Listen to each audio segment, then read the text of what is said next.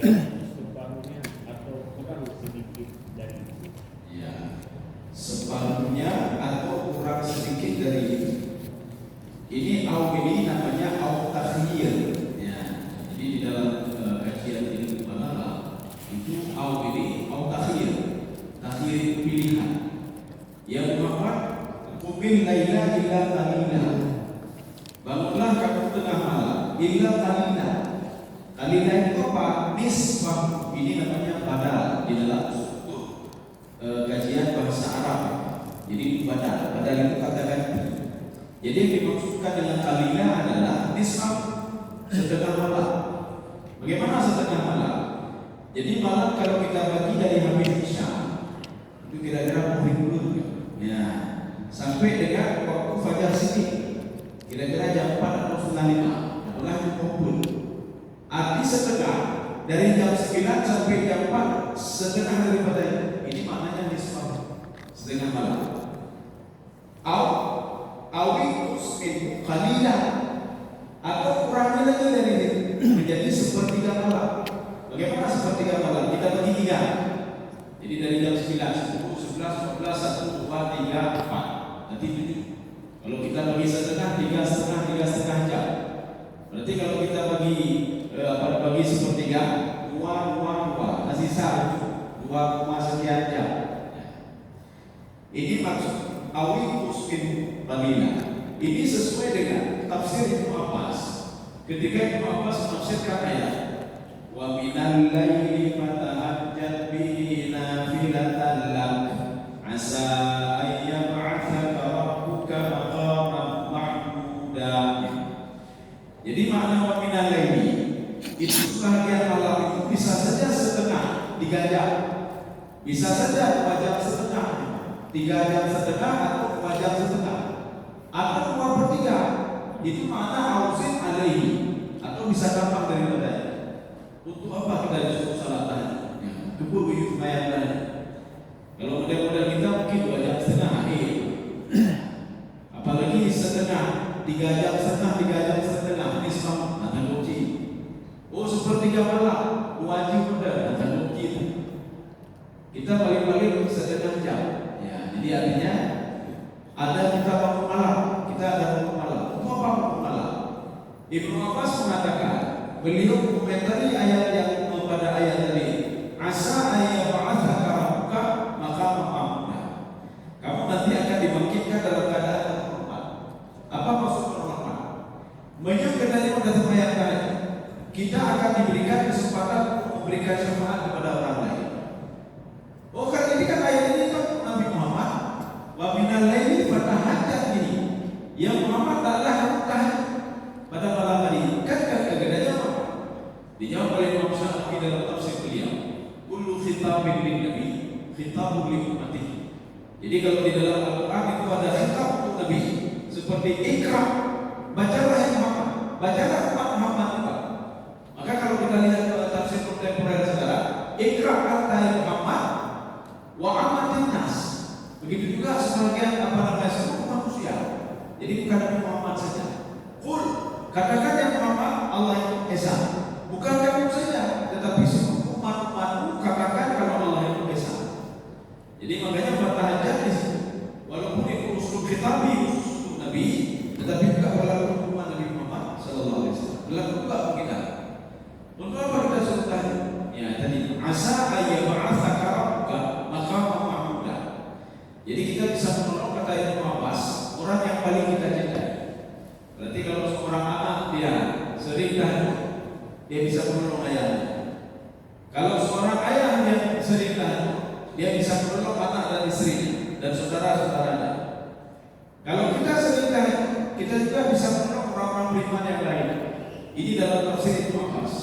Jadi beliau menafsirkan asa ayyab'atsaka rabbuka maqaman mahmuda, ay makanan di syafaat, untuk memberikan syafaat kepada orang lain. Jadi di padang mahsyar ada juga. Atau kita tidak tahu mulai di mana. Seperti yang Allah katakan kepada penduduk yang ada di padang mahsyar, kamu mau lari dari padang mahsyar, fampu tembus lagi min akari samawati wal ardh, langit dan bumi yang menembus. Kalau bisa kamu tembus menembus langit dan bumi, kamu bisa keluar daripada masalah ini. Ini mungkin tafsir ini jarang kita dengar. Yang biasa kita dengar apa? Ya ma'syaral jinni wal ins, in istata'tum an tanfudhu min aqtaris samawati wal ard, fanfudhu la tanfudhuna illa bisultan. Yang biasa kita dengar, kalau ingin menembus langit dan bumi, itu harus dengan disultan. Sultan itu apa? Diterjemahkanlah sultan itu ilmu pengetahuan. Padahal di dalam Al-Quran makna sultan itu bukan ilmu pengetahuan. Sultan itu mujizat. Tidak ada yang bisa menembus langit dan bumi, termasuk jin sendiri. Jin tidak bisa menembus langit. Maka dari dulu diciptakan jin itu, kata Imam Al-Baghawi, khalaqallahu al-ja'a fil ardi wa askanahu fil ardi. Allah memberikan tempat tinggal itu, sehingga dia langit tak pernah tahu bagaimana isi langit pertama, isi langit kedua sampai langit kedua. Dia tak tahu. Jadi makanya kalau kita lihat tafsir-tafsir kita di Indonesia ini, kebanyakan mereka menafsir dengan pola yang pertama.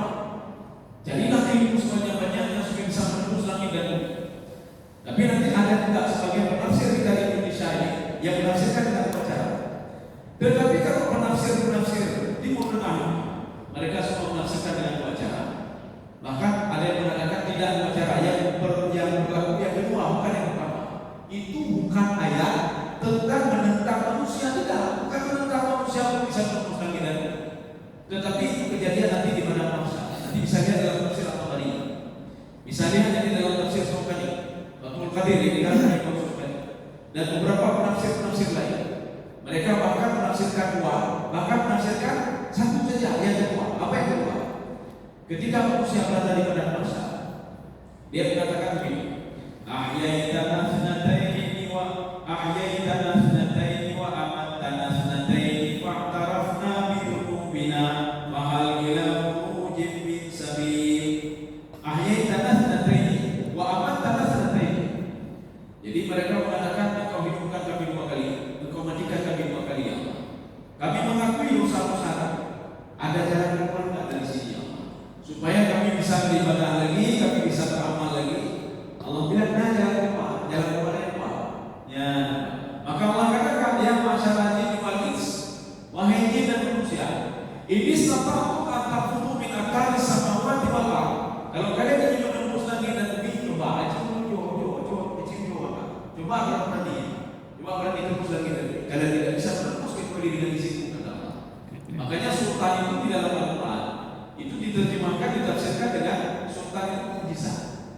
Maka kalau kita tafsirkan dengan tafsir yang pertama, siapapun tidak bisa naik ke langit kecuali dengan mujizat.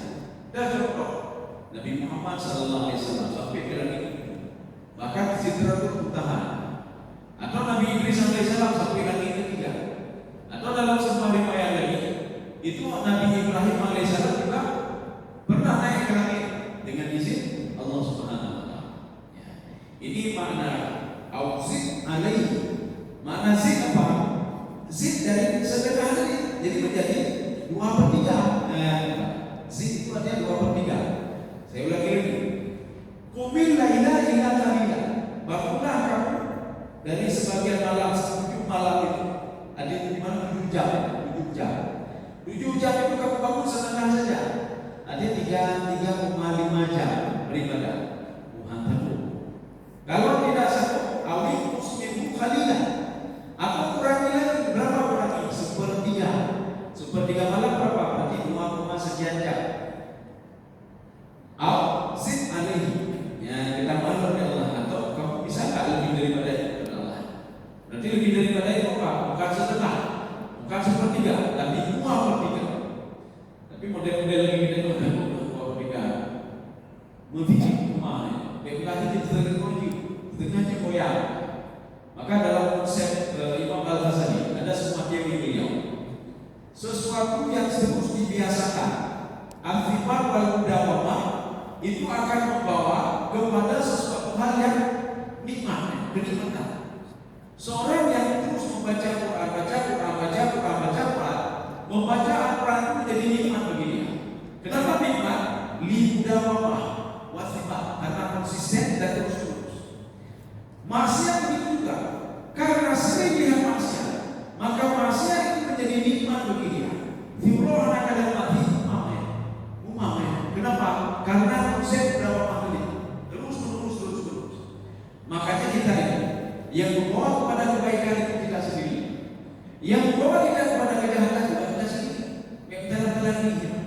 Jadi artinya apa? Kita sendiri kalau kita ingin kebaikan, paksalah diri terus berbuat kebaikan. Kalau ingin berbuat kejahatan begitu juga. Kita yang ini dominannya kita yang kuat. Kenapa? Dengan konsep berapa materi. Urung yang teriku, ada kegok timur kiblat. Dan yang membuat kiblat, apa yang ada kegok? Istilahnya ada Tuhan. Kita kumpul ada Tuhan. Ada yang dibagi yang baik. Wadah yang dibagi lepas le. Banyak kamu mau le. Apakah kalian dibagi? Kenapa demikian? Karena sudah terbiasa. Demikian pula orang bersedekah. Karena sudah terbiasa bersedekah walaupun sedikit, walaupun terbiasa. Tetapi setelah itu apa pula yang perlu sedekah? Makanya sedekah itu membuat dia nikmat. Salah itu membuat dia nikmat. Makanya bisa mengetahui kita sendiri. Waktu kita sedekah dan nikmatnya. Kalau belum nikmat berarti kita belum menikmati sedekah. Ya hanya itu. Tetapi kalau kita bisa menikmati, yang berarti kita sudah riba dalam ibadah apa? Kita lanjut. Diterjemahkan lagi. Ausid alaihi waraddihi Qur'ana tartila. Atau lebih dari seperluan itu, dan bacalah Al-Quran itu dengan perlahan-lahan. Ya, ini apa maksudnya? Jadi kalau Allah mengatakan pada Nabi Muhammad, kalau kamu sanggup, bangunlah 2/3 malam. Nanti 2/3 malam kamu tidur cuma sebentar, 2/3 malam lagi beribadah. Di antara 2/3 malam, kata Imam Sawi, afna'a qiyamika minal laili faqra' ma tayassara min. Jadi ketika habis malam, coba baca Quran. Ada apa dengan baca Al-Quran? Kita tidak lihat di sini. Kita lihat tafsir Ibnu Abbas. Apa kata Ibnu Abbas? Qira'atul Quran lailan. Bacaan Al-Quran di malam hari akan ta'assuran fil qalbi. Itu memberi pengaruh yang sangat dahsyat di malam hari dibandingkan kita baca di pagi hari dan di siang hari. Ini mana penting pakai itu. Memang hari pertama susah kita. Dan udah malam belum baca Quran. Tapi coba hari kedua, coba hari ketiga lagi baca Quran. Hari keempat selanjutnya baca Quran akan nikmat sekali. Sekarang kita lihat punya Imam Sawi. Apa kata beliau? Ayat fi asna'i qiyamika. Ketika kamu di malam baca Quran atau habis salat baca Quran. Atau habis salat baca Quran. Atau biasanya kalau seorang pemalas semuanya kadang belum malam baca Quran. Atau sedang salat, maka perhatikanlah bacaan Quran ketika habis salat. Makanya ketika witir itu kan disebut baca sampai semalam tinggal anak. Coba pahami sampai disebut dalam ayat. Kalau kita paham artinya, imatalu juga. Yang kedua, kita kan disuruh baca Qul ya ayyuhal kafirun. Yang perlu kita pahami apa yang kita baca. Inilah namanya azharul ta'affur fil qalbi. Kemudian rakaat yang ketiga, itu kemudian model-model kita mungkin panjang-panjang kalau apa ya. Qul huwallahu ahad. Ya. Kalau kita pahami, maka kita akan menikmati bacaan itu. Jadi kalau tarawih itu level-level kita baca dulu maka kecil dia baca banyak-banyak. Kalau sahabat baca banyak-banyak, sehingga 2 rakaat itu menghabiskan sampai 1 jam ya atau 2 jam. Jadi itu kita paling enggak puluh saja.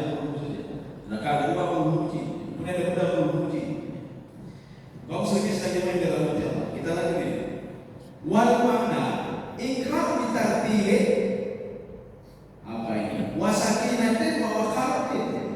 Bacalah Al-Quran itu dengan tenang dan bacalah dengan tartil. Maksud tartil apa?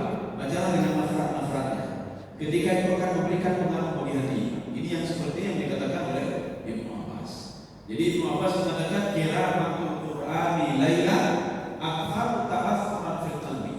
Jadi bacaan Al-Quran itu di malam hari memberikan pengaruh yang luar biasa. Pengaruh Al-Quran terhadap diri itu tergantung kita juga sebenarnya. Kalau kita tidak paham Al-Quran itu, maka pengaruhnya tidak ada.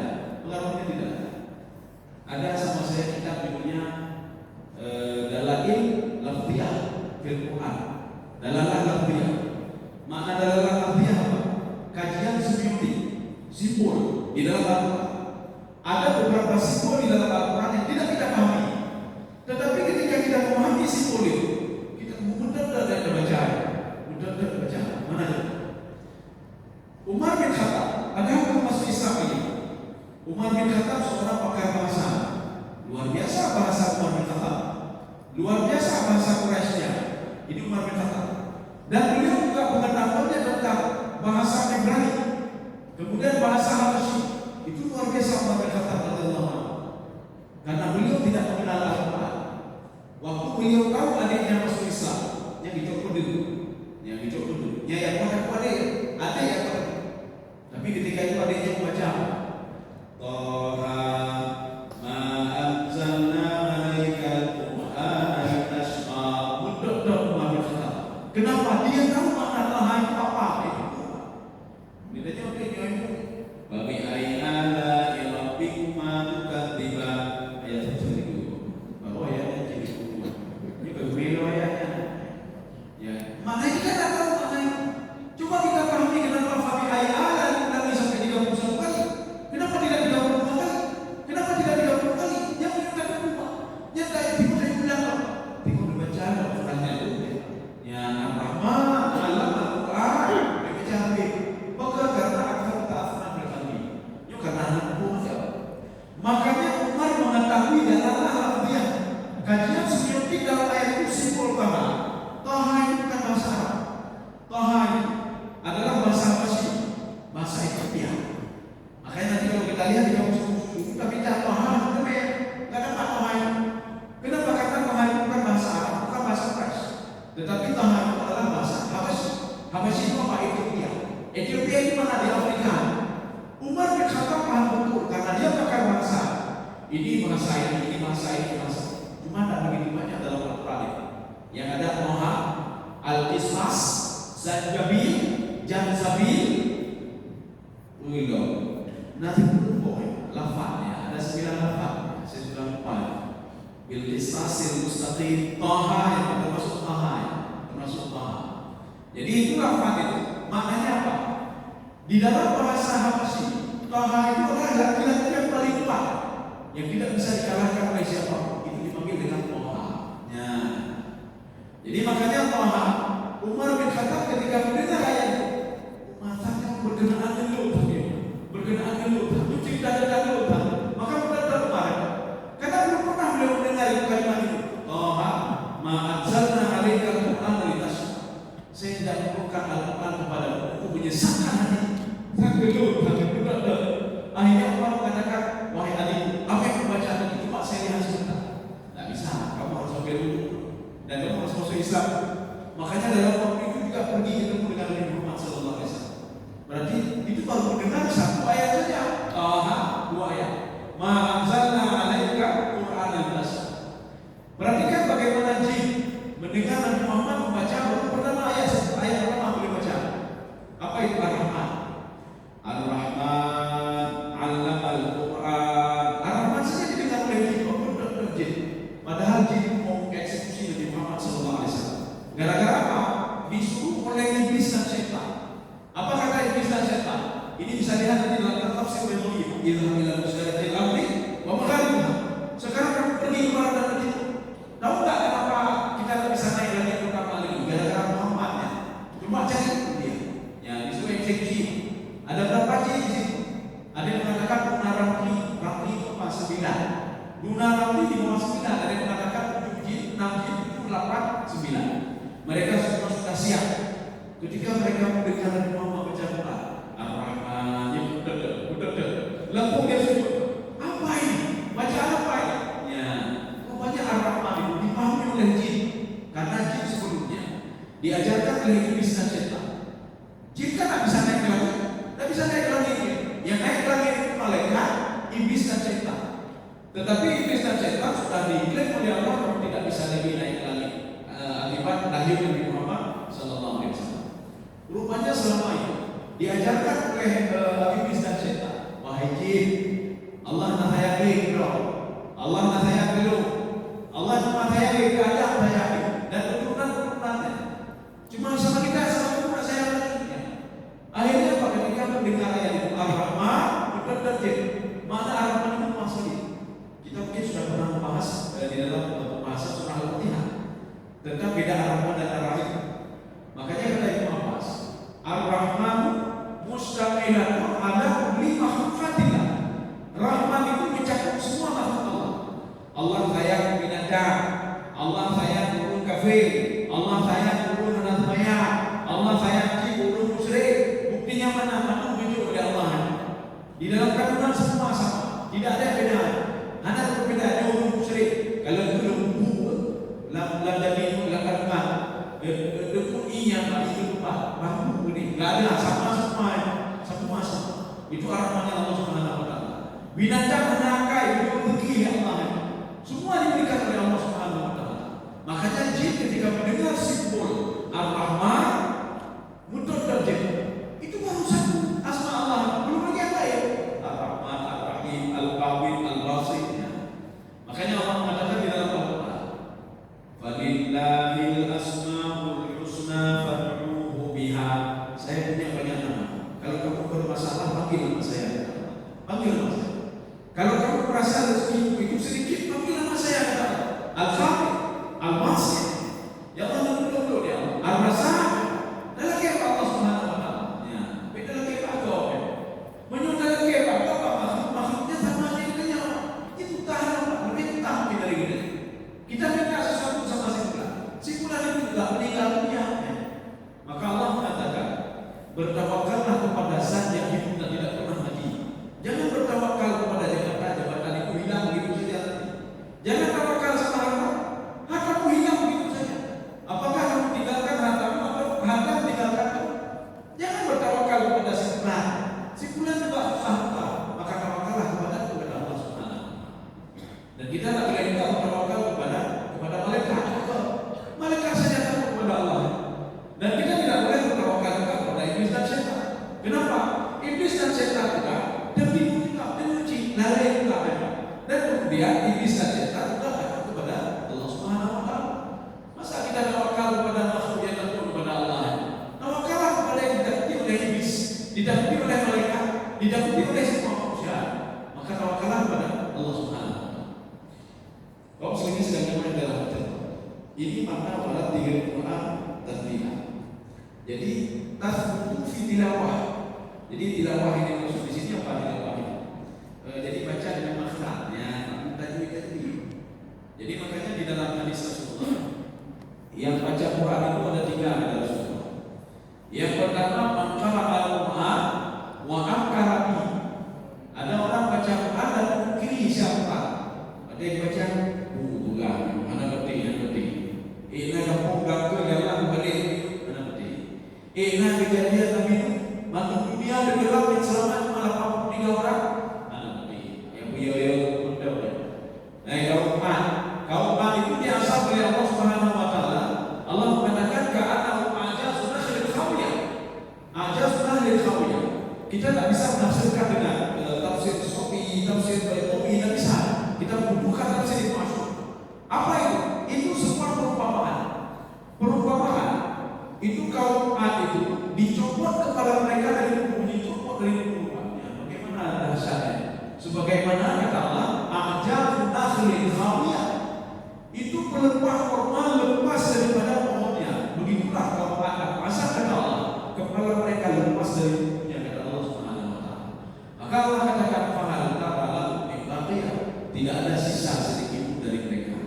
Setelah itu mereka dibawa oleh angin. Dibawa oleh angin itu semua masuk ke lautan Arabik Sea.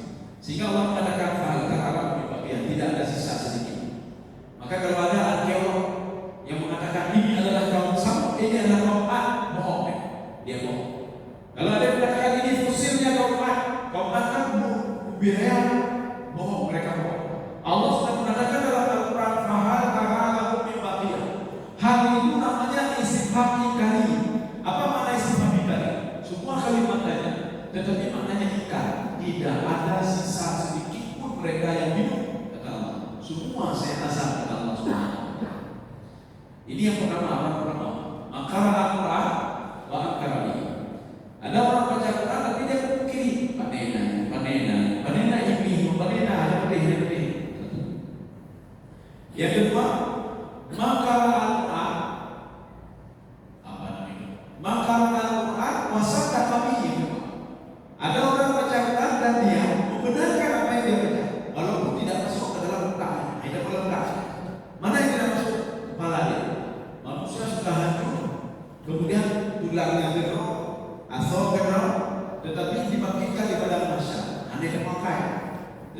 antara yang ceritakan Al-Quran kita percaya.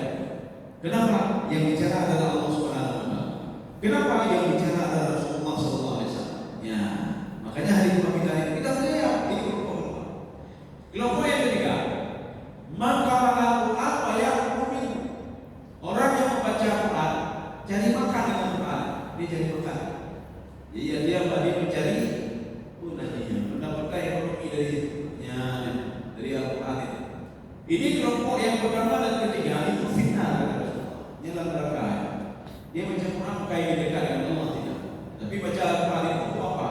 Mencari makan kata Rasulullah. Ya mungkin dia cari makan di Quran.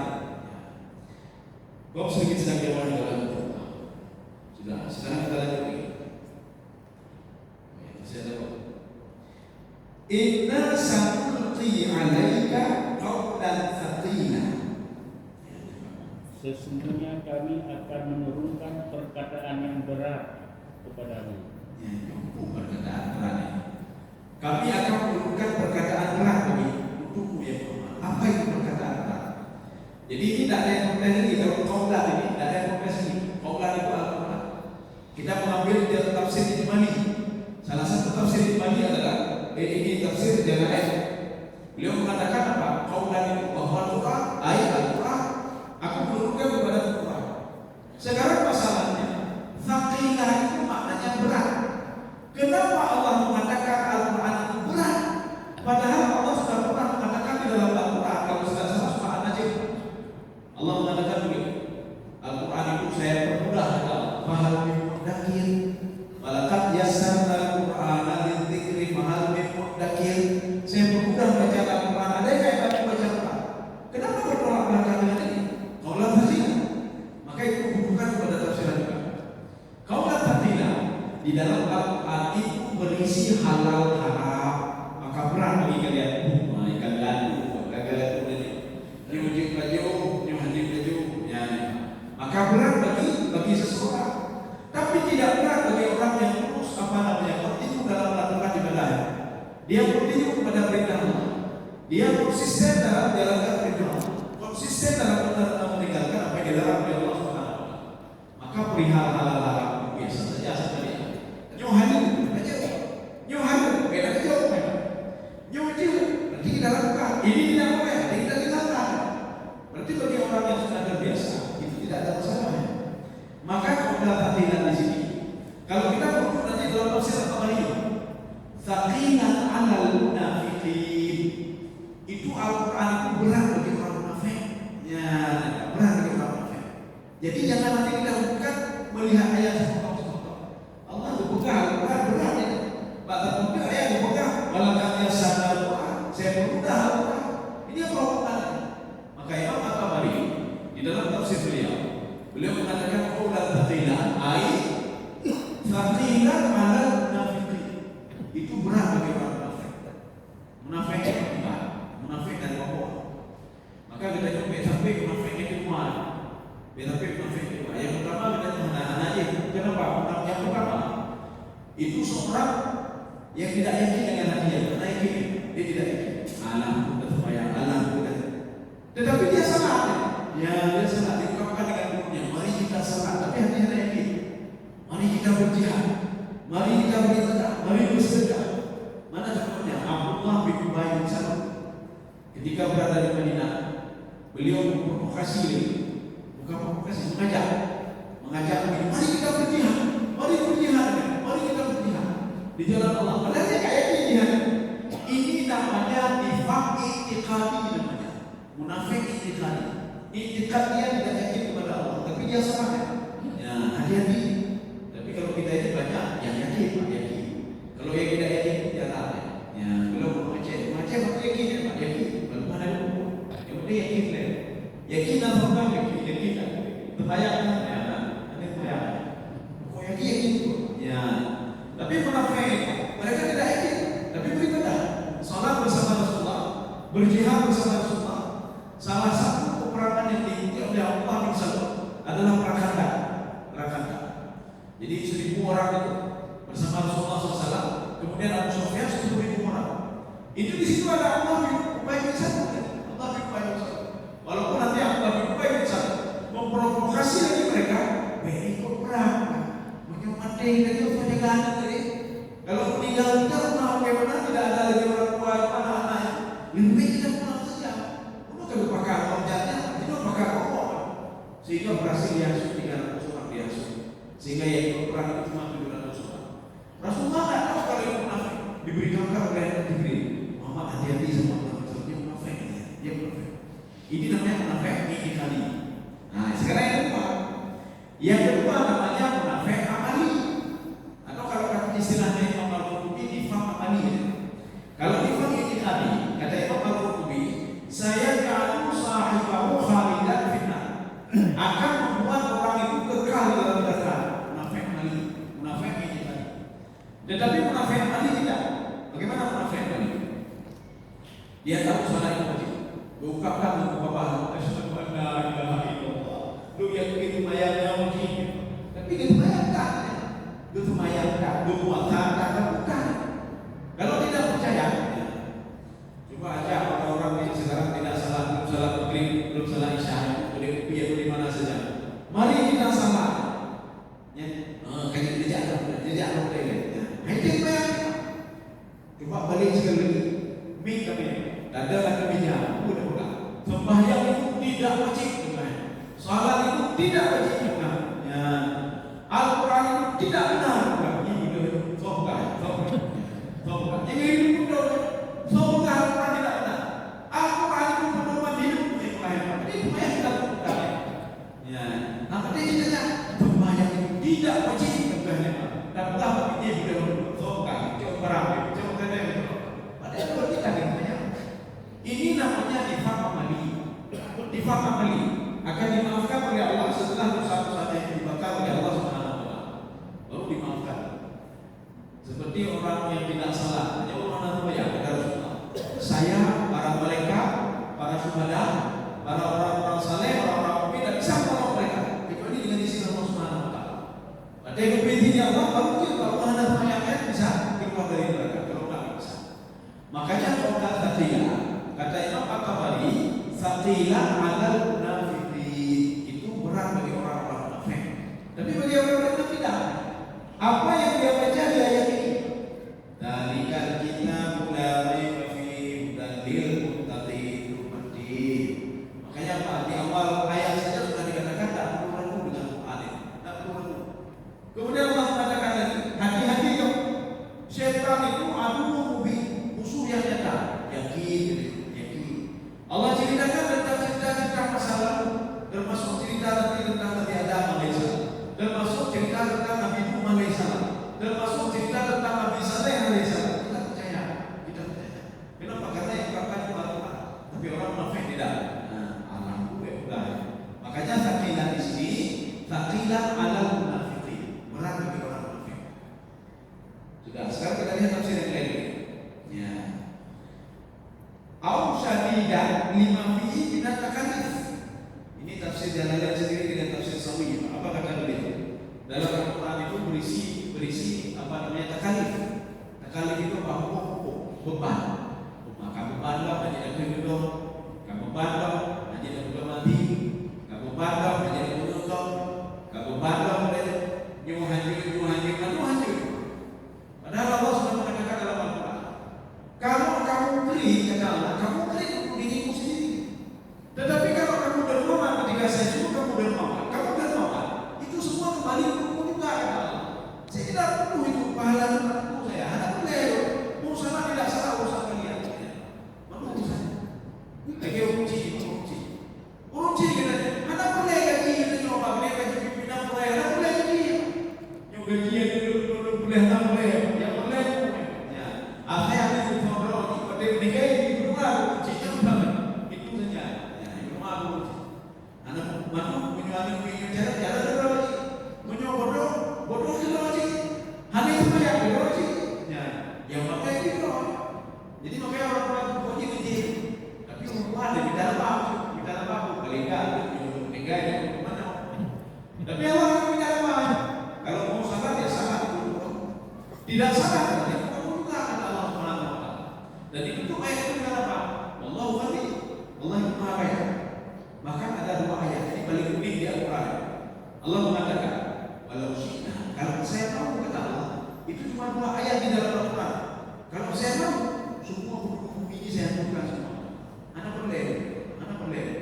Cuma apa kata Allah? Saya ingin melihat sejauh mana yang saya ceritakan itu mengenal saya. Berterima kasih kepada saya. Nanti ada di ayat begitu juga. Kalau Cina, kalau saya mau, saya hancurkan semuanya dan saya datangkan orang yang taat. Yang lebih pada mereka. Tapi saya tidak mau kenal. Jadi ada apa saya ingin melihat? Siapa yang bisa mengenal? Siapa yang jauh dari? Atau siapa yang terus berbuat maksiat kemudian pada akhirnya dia berubah kepada Allah Subhanahu wa Ta'ala. Kita tidak percaya kenapa? Karena kita masih di sini. Kita masih di dunia. Mungkin dapat kita pindah berarti. Ya, kalau di sini kita dapat berarti. Maka nanti yang cerita-cerita lain, manenanya. Kayak ada seorang sahabat bertanya kepada Rasulullah. Ya Rasulullah batasan. Aja Allah kemah ya juga cerita-cerita muda. Ya beliau mau cerita itu pagi berdoa je. Baiklah demi asyam semua sama matahari ibarat dengan bulan. Ketika itu Pak Waidah biharu fujiran dalam ayat fujiran itu maknanya sama. Wajahnya. Maka Rasulullah mengatakan, "Beda kihan nabi." Dipikir itu pada mati, yang udah dipikir macam-macam pikir macam-macam lah. Jadi kita juga ilmu kita berpikir ini umur bumi sekian tahun lagi, 100 tahun lagi bagaimana ini? Ini kalau jatuh meteor bagaimana meledak? Kalau gempa bagaimana? Ya okelah alhamdulillah. Kadang-kadang kalau baca mati ibadah bangun ibadah, maghrib bangun ibadah, kemudian mati juga gimana cara?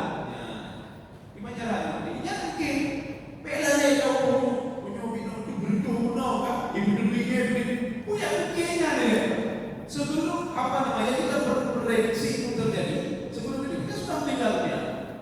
Bagaimana dia? Tuh, mengalir motor kalau kita semua, siapa namanya? Dia mau prediksi terjadi kiamat. Mama Lorena. Jadi Mama Lorena. Jadi beliau mengatakan 2013 terjadi kiamat. Semua akan hancur kayak sehingga beliau meninggal sebelum 2013. Ya, maka kita itu PW ini bukan depan, PW dia pernah bro. Berpikir baca rote, jadi binasi kita juga. PW itu gimana? Teori dia di komande gitu. Besok mati bagaimana ya? Jadi dah fikir gitu, banyak kata dia dulu, punya meninggal itu gimana? Meninggal itu bagaimana tapi wal takun nafsu akan datang. Itu ada 2 tafsiran di sini. Maka dengan kita tidak tahu besok pagi kita bagaimana, apakah jadi mayat atau tidak. Beda kata namanya, yang panjang sini. Sebagian menafsirkan. Maka tempat lihat itu apa? Ya, lihat itu yomongnya apa? Apa yang kita persiapkan untuk hari kiamat? Di dunia kita sudah persiapkan. Apakah ada nyona bukan itu? Tentu sudah kuliah beres. Ada tentu nyona mau nengok beres. Bahkan dunia kita pikir gitu. Padahal yang kita kejar dunia itu cuma sebentar saja. Akhirat terus berjalan ke depannya. Kenapa tidak kita memikirkan? Cuma tenang beres. Ya, kupu beres mana dulu. Kupu beres mana dulu. Cuma 80. Nikmat kupu 80 dulu. Cuma 80 tahun nikmat. Kalau nikmatnya 1000 tahun bukan.